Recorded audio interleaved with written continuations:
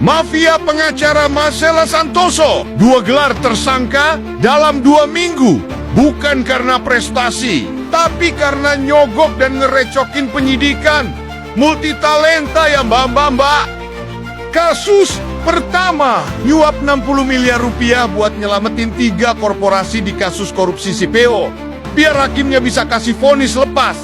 Lanjut, kasus kedua, bikin seminar, demo, bahkan bayar tayangan TV dengan narasi anti Kejagung di TV, biar Kejagung kelihatan jahat.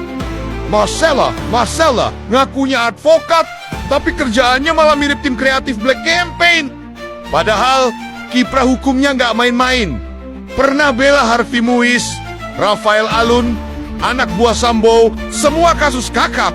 Tapi ujung-ujungnya ikut nyemplung juga. Marcella boleh pinter hukum, tapi Kejagung paham keadilan. Hukum gak bisa diakalin kayak skrip TV.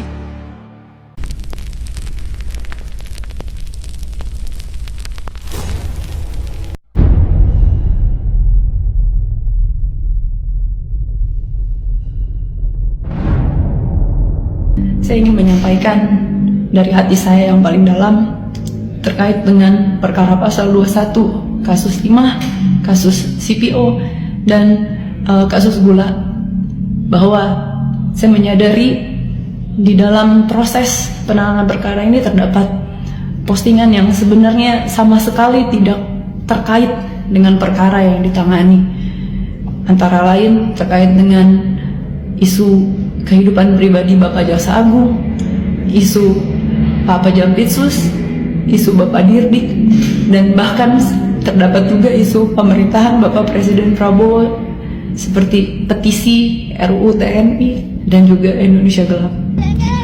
Bahwa saya sangat menyesali dan sangat menyadari bahwa apapun dan bagaimanapun ceritanya, baik itu kelalaian saya tidak mengecek ulang isi konten ataupun kelalaian dan luputnya saya. Petisi RUU TNI dan juga Indonesia Gelap. Oh, kaget saya. Indonesia Gelap.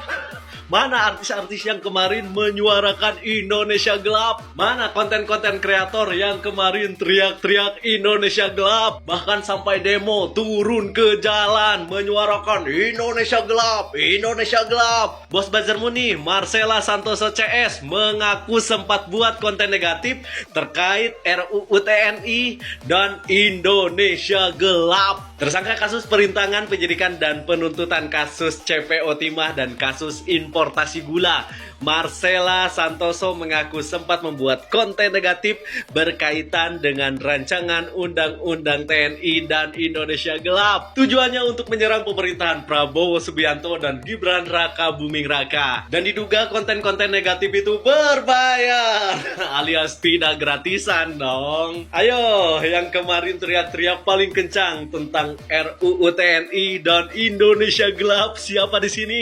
Ada orangnya nggak? Kalian-kalian ini kan yang paling kencang ngatain yang pro pemerintahan itu adalah buzzernya pemerintah, dibayar oleh pemerintah. Sedangkan kalian sendiri ciluk, Ternyata konten negatif terkait RUU TNI dan Indonesia Gelap ada dalangnya. Dalang dari konten negatif terkait RUU TNI sama Indonesia Gelap mengatakan terdapat juga isu pemerintah Bapak Presiden Prabowo seperti petisi RUU TNI dan juga Indonesia Gelap. Dan sebanyak 150 buzzer disangka menerima 864,5 juta dari Marcella Santoso untuk menyebarkan konten negatif tentang Kejagung. Bahkan Marcella Santoso juga diduga bayar 2,4 miliar untuk giring opini kasus timah dan gula. Nah, kasus timah dan gula kalian tahulah pelakunya siapa. Ternyata selama ini masyarakat Indonesia termasuk kita cuma diadu domba sama buzzer. Takutnya gini, ini kan lagi rame isu tentang ijazah, lalu isu-isu yang lain. Takutnya di belakang itu juga cuma buzzer. Salam Jigigis. Jadi sekarang ini lebih baik pada ngaku deh. Bos buzzernya kan udah ketangkep, dia udah ngakuin apa saja tuh yang dilakuinnya ketika pada waktu itu, ya. Dari mulai RUU TNI dan bla bla segala macemnya. Ini tinggal pengakuan aja nih dari kroco-kroconya. Udah habis berapa gitu ya untuk memframing sesuatu itu? Ya, ngaku dong. Jangan cuma diem aja ketika melihat bos buzzer ditangkap, ya harusnya ngaku dong, gentleman. Ayo dong, keluarkan narasinya gitu ya. Saya sih lebih baik orang-orang yang menerima anggaran ini ngaku aja deh. Iya gak? Ngaku. Biar apa? Biar gue tahu orang-orangnya yang mana gitu. Sekarang bosnya kan udah ketangkep tuh, pasti aliran dananya kemana-kemana aja ada gitu. Ya, ngaku aja, udah ngaku. Bilang kami bergerak atas keinginan kami sebagai rakyat untuk ble ble ble. Ternyata apa buktinya? Ternyata ada yang ditunggangi kan, ada yang dibiayai. Mana itu murni gerakan rakyat? Mana? Terbukti. Bosnya sendiri yang bilang tuh, nunggangin apa aja. Dari mulai demo, dari mulai isu dan lain sebagainya tuh. Ya. Ngaku. TNI kemarin dan Indonesia gelap katanya. Bayangkan, udahlah korup ya kan. Terus dia ngaku pula jelek-jelekin pemerintahan Pak Prabowo. Moga-moga hukumanmu berat ya. Kali memang.